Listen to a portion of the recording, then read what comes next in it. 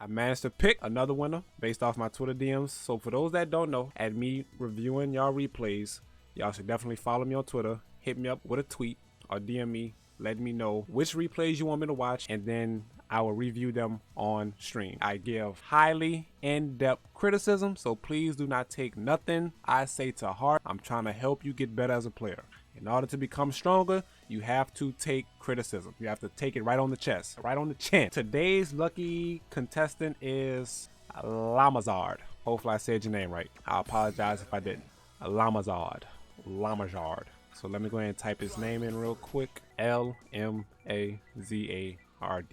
Okay. I usually watch losses because it's obvious if somebody's winning, they know what they're doing. So it's no need to watch a win. That's why it was only one game he ran off on me. Oh, bro, people running off on the plug? That's too bad.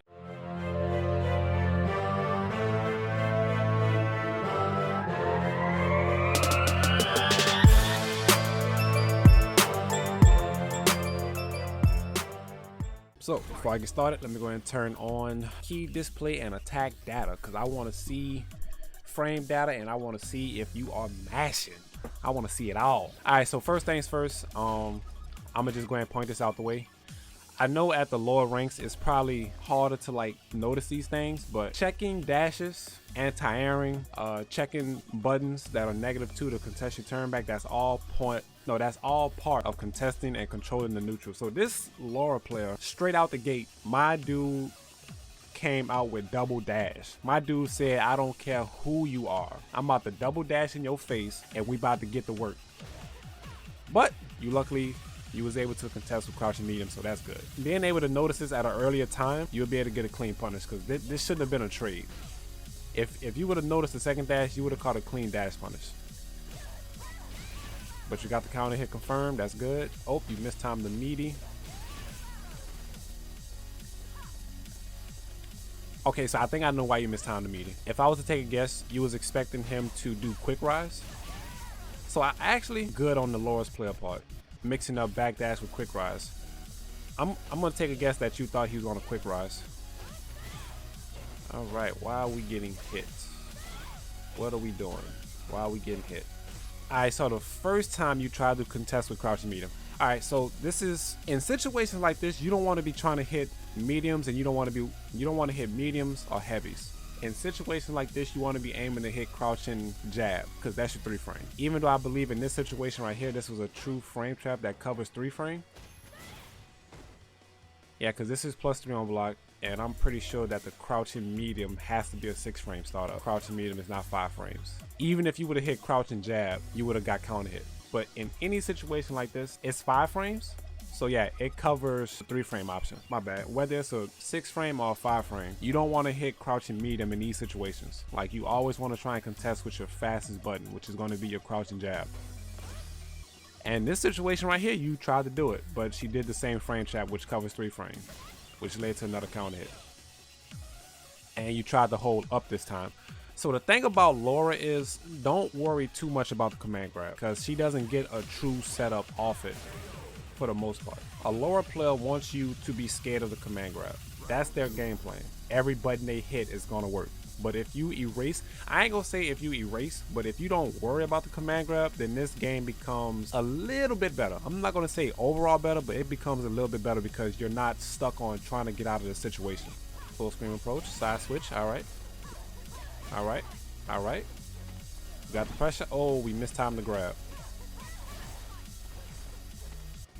All right, yeah, so he hit you with the same situation again. So if I look at both of these guesses,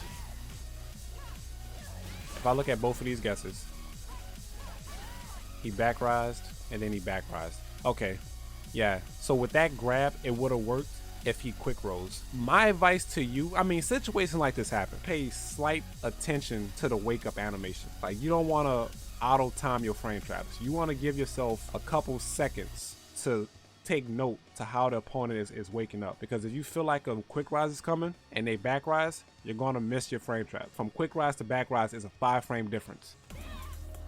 Are these dive kick attempts? Yeah, I want to say these are dive kick attempts, but I'm trying to see what are these neutral jumps? Like, are you trying to dive kick? They could be dive kicks. I mean, you can't dive kick off a neutral jump. Yeah, like you have to jump forward. Oh, okay, yeah. So yeah, the dive kicks doesn't work off a neutral jump. It has to be forward jump. Why are we getting hit? You try to crouch and fierce into crouching me. Okay, so at this point, I feel like it's either lack of matchup knowledge or low-key button mash. You're not fully button mashing because you're pressing each button one time. So I'm gonna just go ahead and say it's lack of matchup knowledge and you're just testing your luck to see what button works. But overall, when it comes down to these situations, if you ever want to contest pressure, always use your crouching jab. Mediums and heavies will get you crushed, which is basically what laid up right here.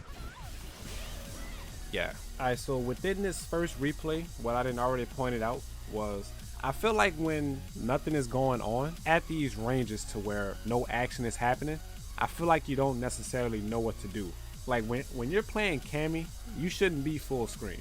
Like Cammy doesn't have true full screen threats unless we doing hooligans from full screen to EX dive kick. It works when it works, but that shouldn't be the approach that you want. Like the range that you really want to play at is mid range. Your buttons are better than Cammy's. No, better than Laura's, my bad. Work on dive kicks. Seeing the difference between quick rise and back rise, because you messed up, I want to say 2 or 3 setups where the Laura back rolls and you expected the quick rise. I definitely don't know what to do. I'd be trying to wait and hope they approach. Yeah, you necessarily don't want to do that. Like you want to set the pace. Set the pace, contest the pace. You have to put the game in your favor. Honda matchup. I'm kind of curious to... Okay, so that was heavy headbutt. Okay, so you could punish the heavy headbutt. Honda has sound cues, if I'm not mistaken. But don't quote me on this because believe it or not, I play this game without sound. I cannot hear a single voice, a single punch. I can't hear nothing. I play this game without sound. But Honda has a sound cue. There's a difference between light, medium, and heavy. The light is -4. The medium is -7. This guy right here, he did heavy headbutt. He is -10. A punish, but I don't know what Cammy could have got because I'm not a Cammy player. But this right here was so punishable. -12, -10. Yeah. And you tried to do V-scale. So yeah, that was lack of knowledge right there. See, like at this range right here, this is the range that you can't truly afford to play with. Headbutts are a full screen threat. If they do headbutt from full screen, it is a heavy headbutt because it's the farthest traveling one. If they do EX, it's hella punishable. You have more hours in a day to punish that move, come back, grab a drink, go to the kitchen, get some cereal, and you can still come back, sit down in your chair and still punish this move. Necessarily right here, hold on.